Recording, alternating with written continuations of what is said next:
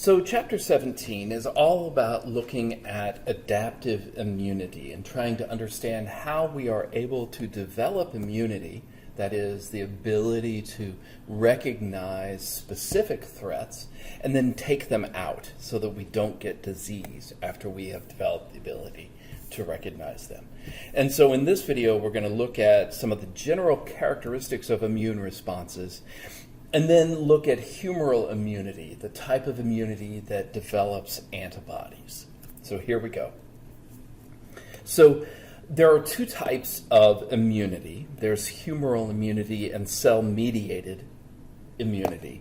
And but both of them, regardless of whether it's cell-mediated or humoral, and we're going to unpack those terms, I promise. There's lots coming about all that.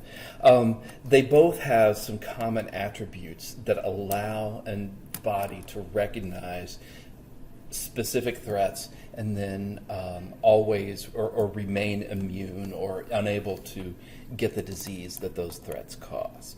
And those four general properties are the ability to recognize self versus non-self cells or antigens. There's specificity, there's heterogeneity, which is a great big word meaning that there's a lot of differences amongst the different cells that are providing immunity. And then finally, the immune system, it has memory. So we can recognize self versus non-self. Immunity is very specific, it's very heterogeneous, and it has memory. So we'll unpack each one of those words over the next couple of slides. So let's get started with the ability to recognize self versus non-self. So in order for the body to respond to a foreign material, the immune system has to be able to recognize whether something is self or non-self. And all of this boils down to the antigens that are found on things that are self versus those that are non-self.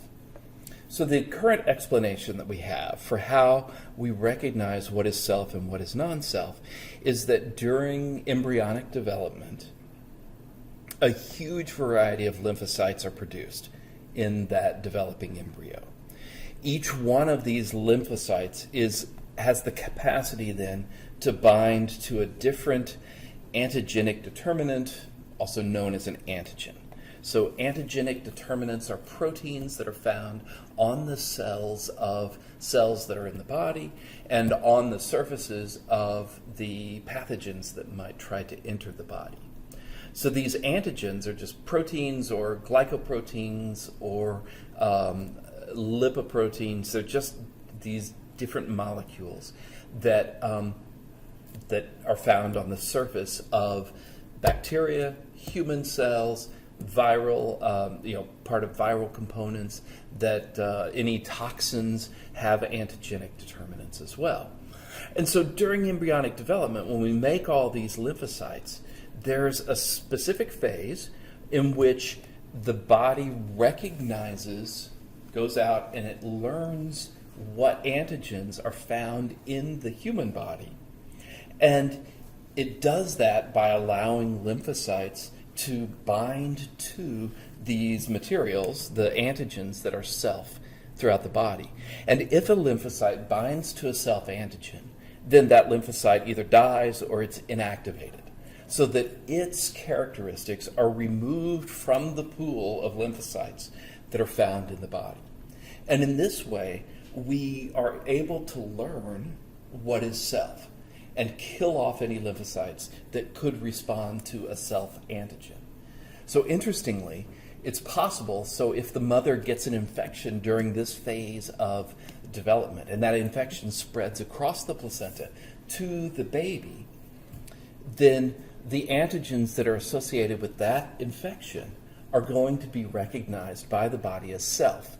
And so even if that gets cured in the baby and in the mother, from then forward, the immune system will be blind, the baby's immune system will be blind to that particular set of antigens that are associated with that disease. So it's kind of an interesting thing that can happen.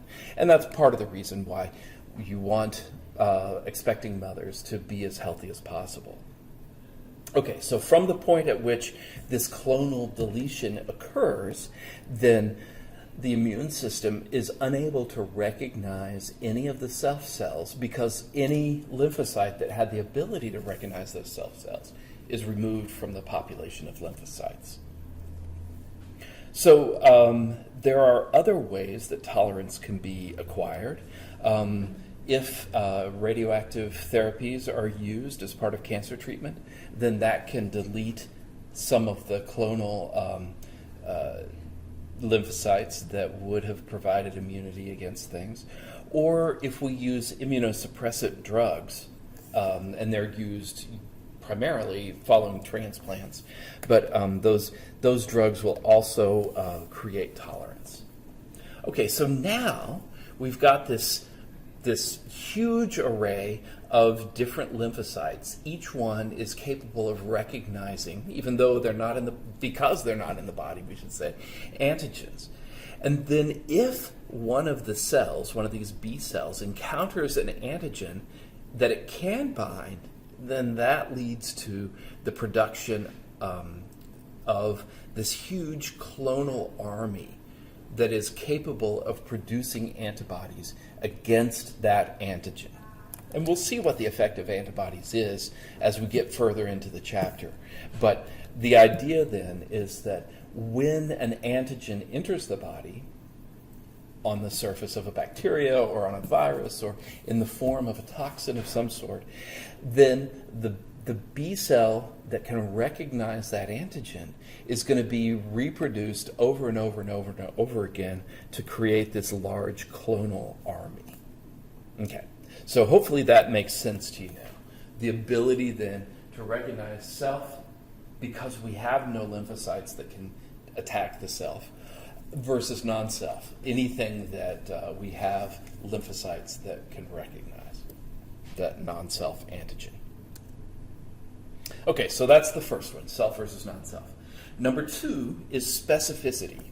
So by the time a child reaches, or the immune system reaches maturity, which, give or take, is somewhere around 2 years of age, the body can recognize a huge, just like incomprehensibly large number of foreign substances. And this is because as red bone marrow is peeling out lymphocytes, there is random rearrangement of the genes in those lymphocytes. And this produces a huge army of cells, each with the capacity to bind a different type of antigen that might enter the body. And then, as we said before, if an antigen that a lymphocyte can recognize enters the body, then it produces this clonal army that can react with the foreign antigen. Now, it is possible that the specificity can be slightly messed with. Sometimes antigens are so similar to each other that a single lymphocyte will respond to multiple different antigens that have very slight differences amongst themselves. This is why something like rheumatic fever, which is a bacterial disease, because the bacteria that cause rheumatic fever have on them antigens that are very similar to the antigens found in the heart, on the valves of the heart, then if a person contracts rheumatic fever, they're going to produce antibodies that very likely are going to be able to then bind as well to these heart valve cells and lead to the destruction of them. So we see damage to heart valves as a result of rheumatic fever because of this cross-matching that can occur. Okay, so self versus non-self, specificity. Now let's talk about diversity, that heterogeneity, if you will. So the immune system produces many kinds of antibodies and receptors on the T cells that are part of the immune system. And each one of these reacts with a different antigen or antigenic determinant, or the book even throws a third term out there, the epitope. So this is the protein, lipoprotein, glycoprotein that's found on the surface of the bacteria. It's the epitope, and the portion of it that the lymphocyte can bind to is that specific antigenic determinant or epitope. So if a bacteria has more than one antigenic determinant on them, and they always do. So bacteria has got a bunch of different glycoproteins. I'll draw this one as a triangle, this one as a square, this one as a circle, this one as a hexagon. Okay, so now I'm getting kind of silly. But you get the point. There can be lots of different antigenic determinants on the surface of the cell. They're repeated all over the cell as well. Each one of them is going to be found in multiple places. So the immune system can have multiple lymphocytes that are capable, one which is capable of reacting with the triangular one that is capable of interacting with the circular one, another one that's capable of interacting with that square one. So you get the idea that multiple lymphocytes can find on a single bacterium their own antigenic determinant that they can bind to. And so this is another way that we see diversity in the immune system. So each of these antibodies is going to be, or each of these lymphocytes is capable then of producing antibodies that bind to their own epitope or antigenic determinant on the cell. And so that leads to the production of multiple different kinds of antibodies that are able of interacting with the bacterium. And this variety, this is the cool thing, this variety of lymphocytes is found in the body even though the body has never been, even in the new infant coming out, because of that rearrangement of the genes that happens as lymphocytes are being developed in the red bone marrow. And there can be as many as 1 billion different kinds of B cells in the body. That's just crazy. That's such a huge number, I can't even imagine it. If we were to write that down, thousands, millions, and there we are, as many as 1 billion, that many different B cell types that are found in the body, each capable of producing a different kind of antibody. Okay, so there's the diversity or heterogeneity of the immune response. Last of all is memory. So the immune system can recognize antigens that it's encountered before, and that's what we think of as memory. Because in addition to producing antibodies, that first encounter with the antigen will produce memory B cells and memory T cells. And these memory B cells and T cells are going to last for a long time in the body. They're going to hang out in places like lymph nodes or in the spleen. So they hang out in tissues, and they wait to see if they are going to encounter their antigen again. And if they do, so that first time that they encounter, we talk about that as it produces what's known as a primary response, because it's the first time that the antibody has been, or the antigen, has been encountered. The second time that it encounters, it produces what's known as a secondary response, or sometimes as an anamnestic response. So this response, that secondary response, because it can happen so rapidly, it is frequently enough to prevent the disease from ever happening. So with the primary response, we get the disease and then we recover from it. That produces memory T cells and memory B cells that if they happen to stumble across that antigen again, then it's going to cause a secondary response that happens so quickly and with such magnitude that it prevents the disease from happening. All right. So those are the 4 characteristics that we associate then with both the humoral response as well as the cell-mediated response of ability to recognize self versus non-self, of diversity or heterogeneity, of specificity, and then last of all of memory.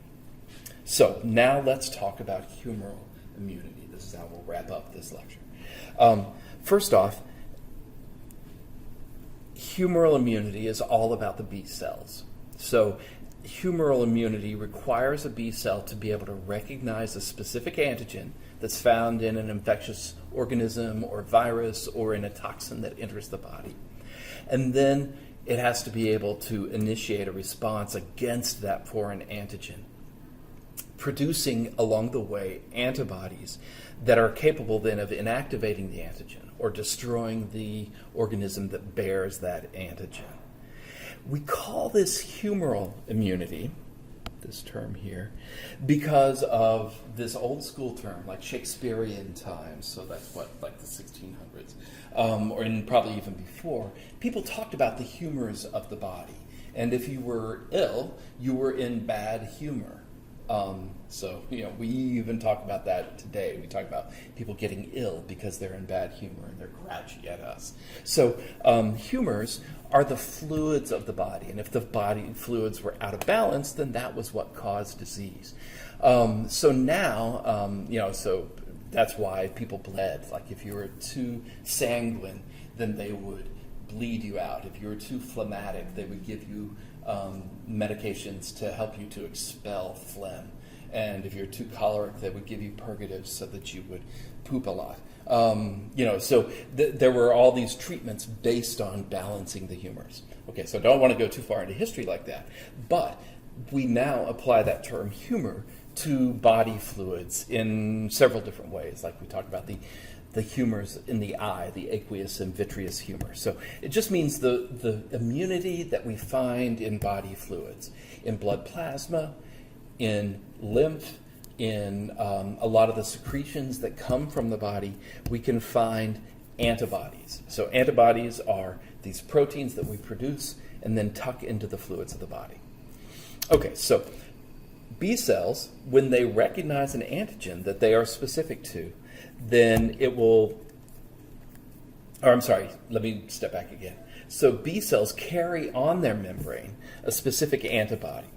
And if the B cell encounters an antigen that it can bind, then that is what sensitizes or activates the B cell. And so now the antibody and the antigen are taken into the cell, they're broken up, and then it can present the antigen. This B cell has the capacity to present the antigen, to stick it out on its cell membrane, right next to a group of proteins called the major histocompatibility complex 2, or MHC2 proteins. So when a B cell puts this antigen up on the surface of its membrane near that major histocompatibility complex set of proteins 2, then that's a B cell that has been sensitized or is now activated against that particular antigen. Now, if the B cell encounters a helper T cell, so this is one kind of T cell, and we're going to look more at these T cells in some slides or some videos that are coming up, but if that B cell encounters a helper T cell that is also sensitized to the same antigen, then the helper T cell starts producing a secretion of a chemical called interleukin-2, or IL-2. So interleukin-2 is a chemical that then triggers the B cell to divide a bunch of times. And so that B cell begins dividing, and it produces, as it divides, it produces memory B cells. So this is how we are able to then have memory of that antigen. So it produces memory B cells, and it produces a type of cell called plasma cells. Plasma cells are really large lymphocytes that their job is to build antibodies. So they can assemble proteins very rapidly, and once they are up and running, they can produce as many as 2,000 antibodies every second. Oh my gosh, that's a lot, right? 120,000 every minute. And then you can do the multiplication yourself, but you get the idea. There's a lot of antibodies that get made by these plasma cells. Okay, so there's the beginning of humoral immunity. A B cell that gets sensitized to an antigen encounters a helper T cell that's sensitized to the same antigen. The helper T cell says, here, take this interleukin-2, and the B cell says, thank you very much, and it starts dividing producing the antibody factories and some memory B cells. Okay, so now let's think about, we got to take a look at what these antibodies look like, and that's what's going to wrap up this, this lecture. So antibodies are also, because they are this globular protein, so they're a long chain of amino acids that folds up into this globby-looking thing, they're also sometimes called immunoglobulins. So immunoglobulins is how you say that word. So an immunoglobulin is a Y-shaped protein. You can see the Y shape. You can see the Y shape here. Sorry about that. It's built of two identical short, or actually they're called light chains. So here's the light chain, and it's got its identical cousin here right next door, and two identical but longer heavy chains. So the two heavy chains are identical to each other as well. Now, each chain has a constant region, and it has the variable region. So the constant region in the long chain or the heavy chain is what's purple here. So from here around, that is the constant region of the heavy chain, and everything that is blue there, that's the constant region of the light chain.